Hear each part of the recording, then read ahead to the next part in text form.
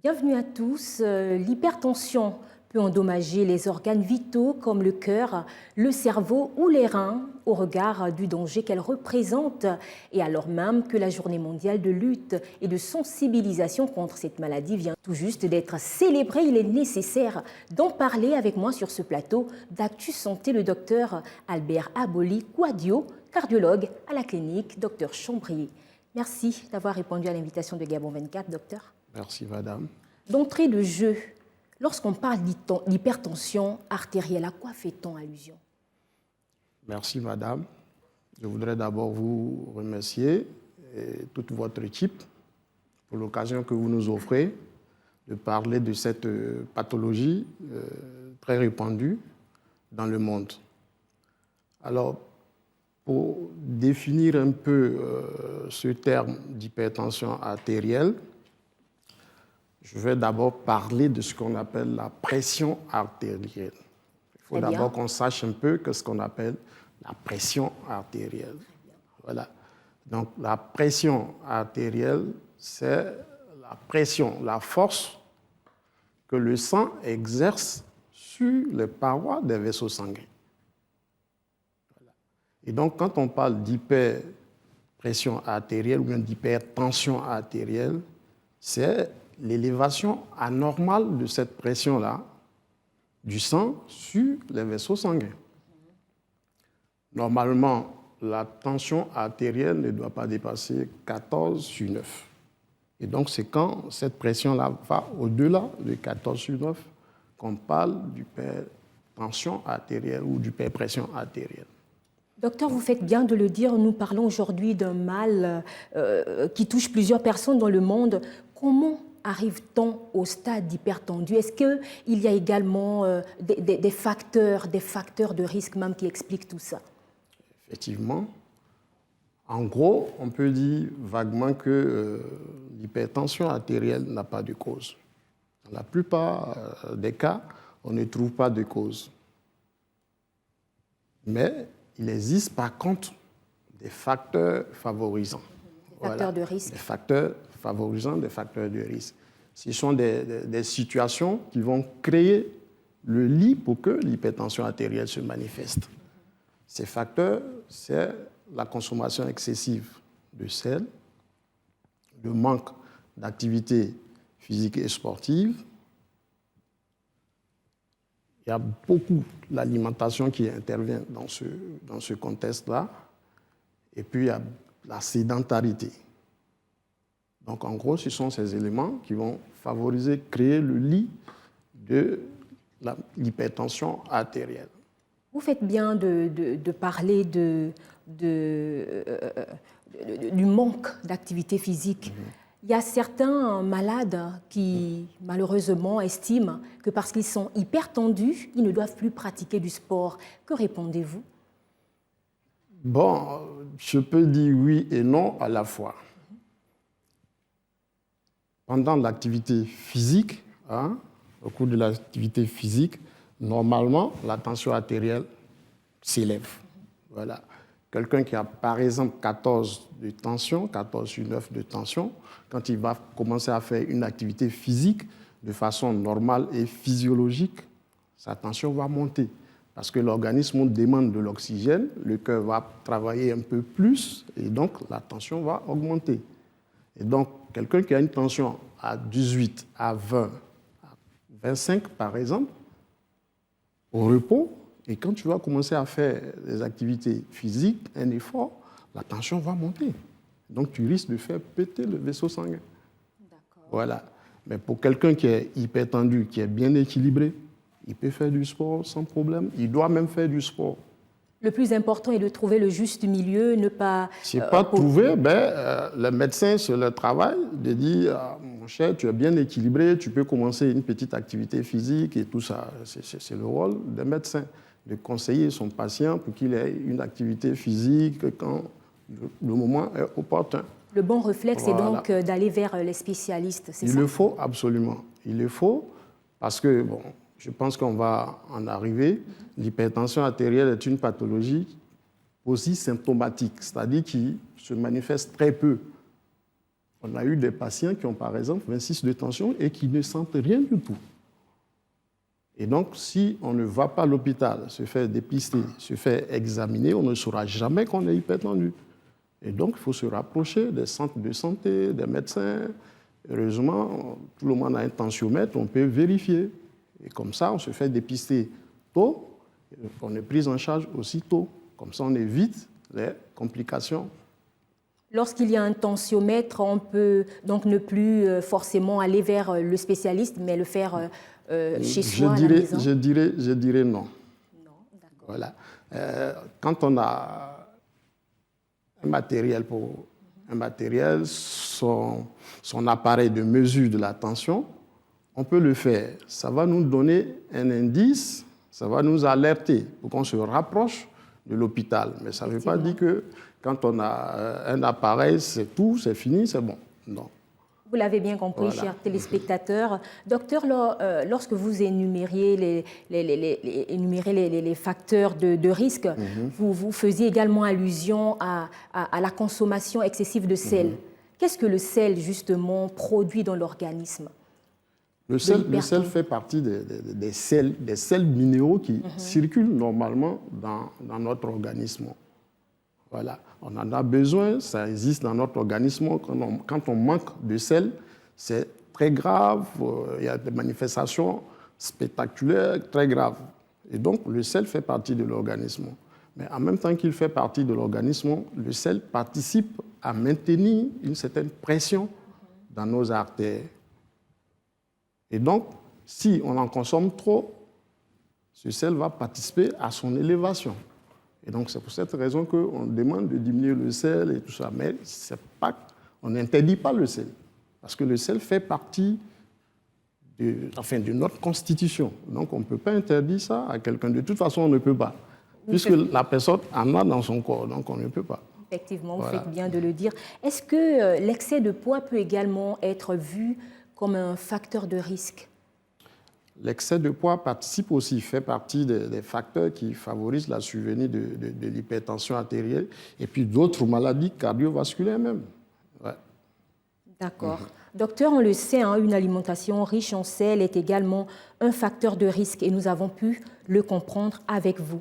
Il se dit que les personnes souffrant d'hypertension artérielle peuvent ne pas ressentir les symptômes. La seule façon de le savoir est donc de faire vérifier sa tension artérielle avec un appareil, le tensiomètre. Exact. Il y a des personnes qui ne savent peut-être pas à quoi il ressemble, comment l'utiliser. Lors des visites médicales, les informations sont toutes données sur l'utilisation même de ce tensiomètre-là? Pas exactement. Il est facile à utiliser? Facile à utiliser. Les fabricants ont adapté la chose, ont rendu l'utilisation plus simple pour que n'importe qui puisse utiliser ces tensiomètres-là. Mais il y en a de plusieurs types. Ce que nous avons l'habitude d'utiliser à l'hôpital, c'est un peu plus mécanique et tout ça. Bon, on a simplifié les choses, tout est électronique maintenant, donc c'est très simple, il suffit juste d'appuyer un bouton et puis bon, c'est parti. Il faut juste savoir positionner le brassard et voilà. Et où est-ce qu'on le positionne? Quel est l'endroit le plus recommandé? Ce n'est pas l'endroit le plus recommandé, mais c'est juste là. Mais il faut savoir qu'on a notre plus grosse artère qui passe là, et donc c'est par là que l'appareil va détecter les bruits. Et donc, si on est loin de cette artère, ça peut fausser un peu les bruits et tout ça, les fausser les chiffres qu'on va obtenir. Donc, il faut bien la positionner, c'est tout, sur le trajet de l'artère. C'est tout. Très bien. Docteur, on sait que la tension artérielle est indiquée par 2 chiffres. Quels sont ces 2 chiffres-là? OK. Il faut comprendre quelque chose. Le cœur est un organe un peu autonome qui a 2 temps. La contraction et puis la relaxation.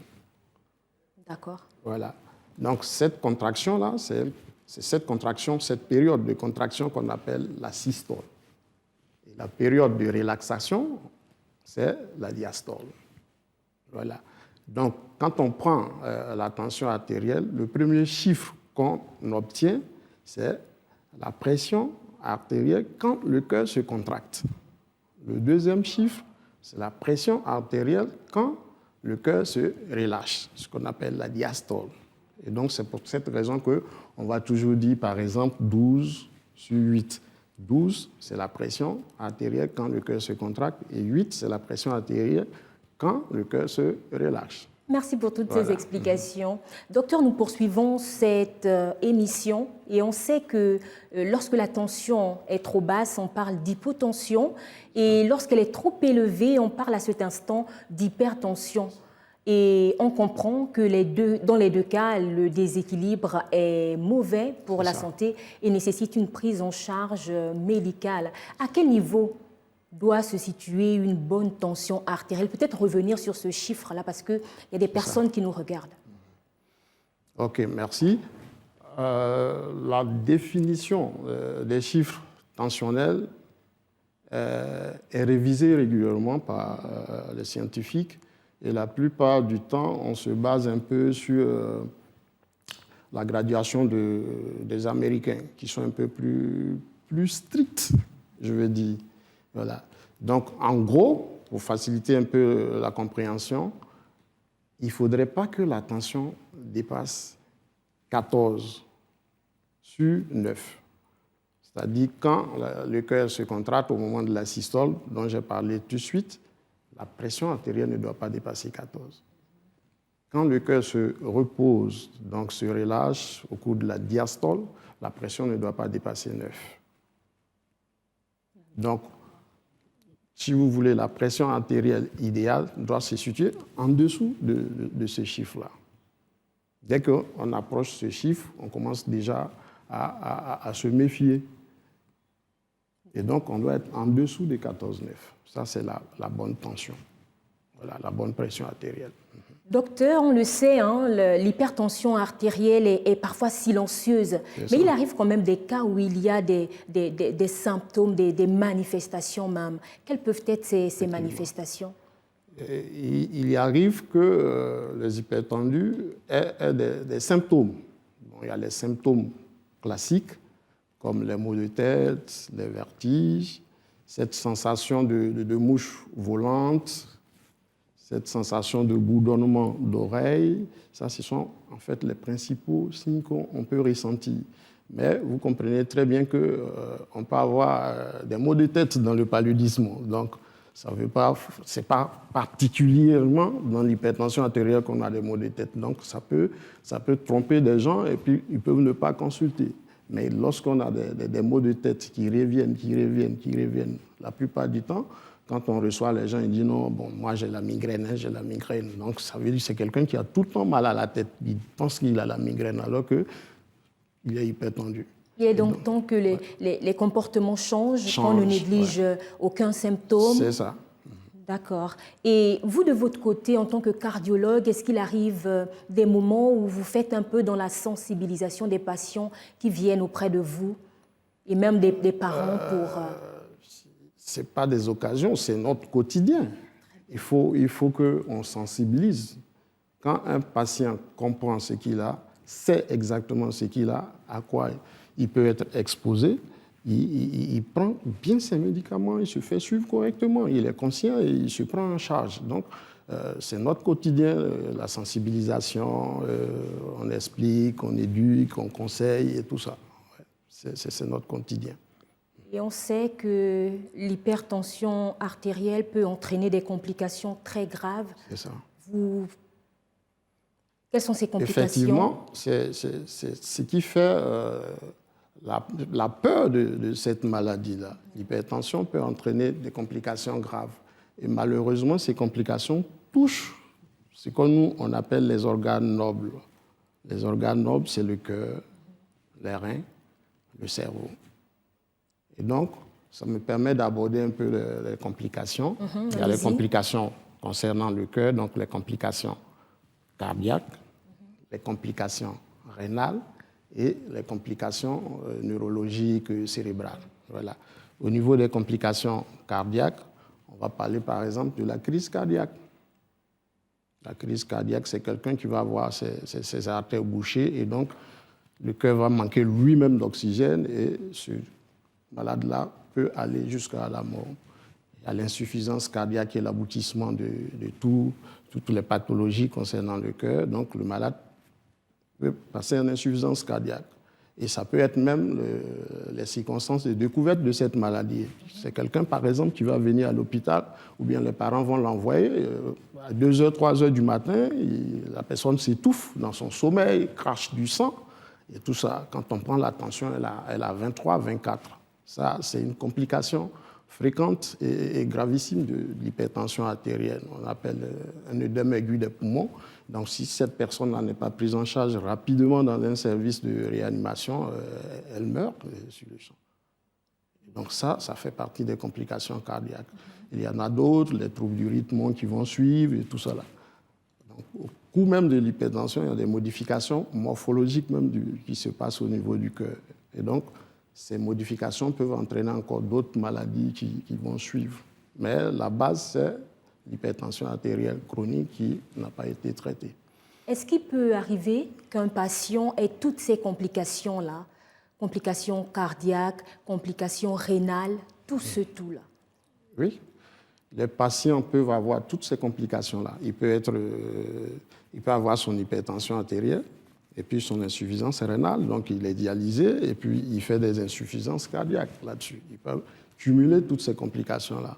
Surtout quand l'hypertension artérielle est associée au diabète, ces complications surviennent plus rapidement chez des sujets relativement plus jeunes. Est-ce que ces cas-là sont vraiment exposés?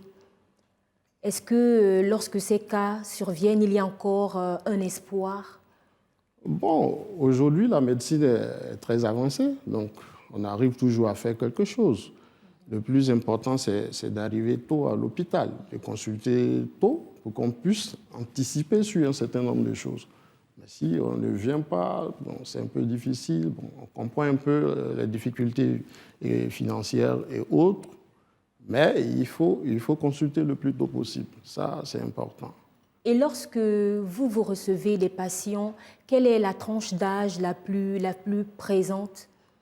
Est-ce que vous avez plus affaire aux personnes âgées? Est-ce que vous avez affaire aux jeunes? C'est un peu difficile. Que disent les chiffres? Quel est le retour sur le terrain? C'est un peu difficile de donner des chiffres.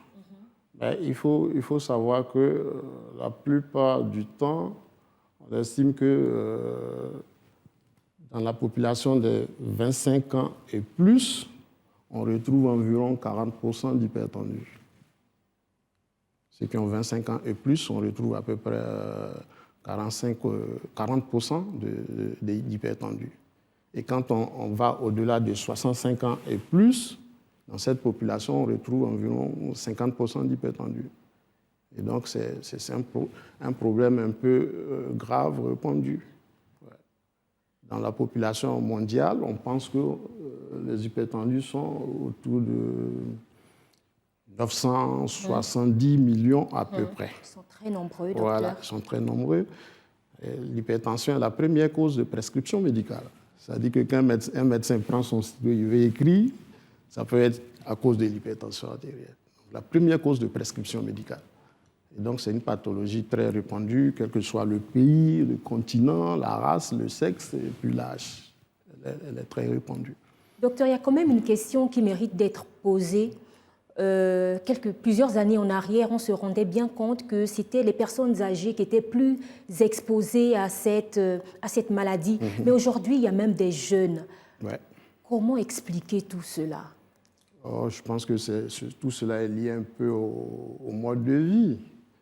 Avant, les gens vivaient tranquillement et quand ils ont un certain âge, ces pathologies-là surviennent normalement.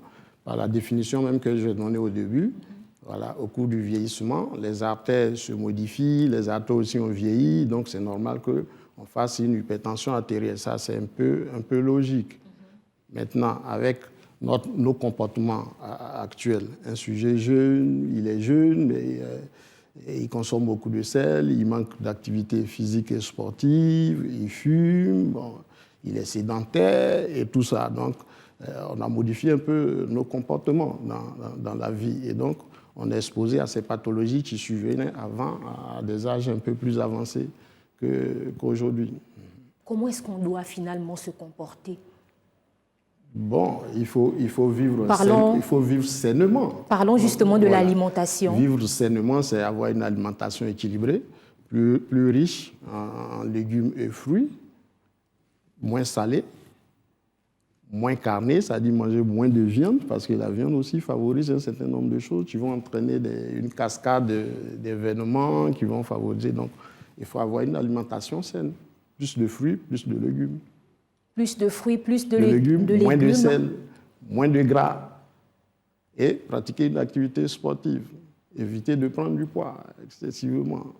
Docteur, consommer les légumes, c'est bien, mais comment est-ce que ces légumes doivent être apprêtés? Est-ce que pour qu'ils soient délicieux, il faudrait peut-être rajouter encore plus d'huile? Je pose une question parce que justement, plusieurs personnes se disent que pour que les légumes soient bien, ils doivent nager dans l'huile. Vous, en tant que cardiologue, quel regard avez-vous? Pas forcément. On peut faire des légumes sans huile.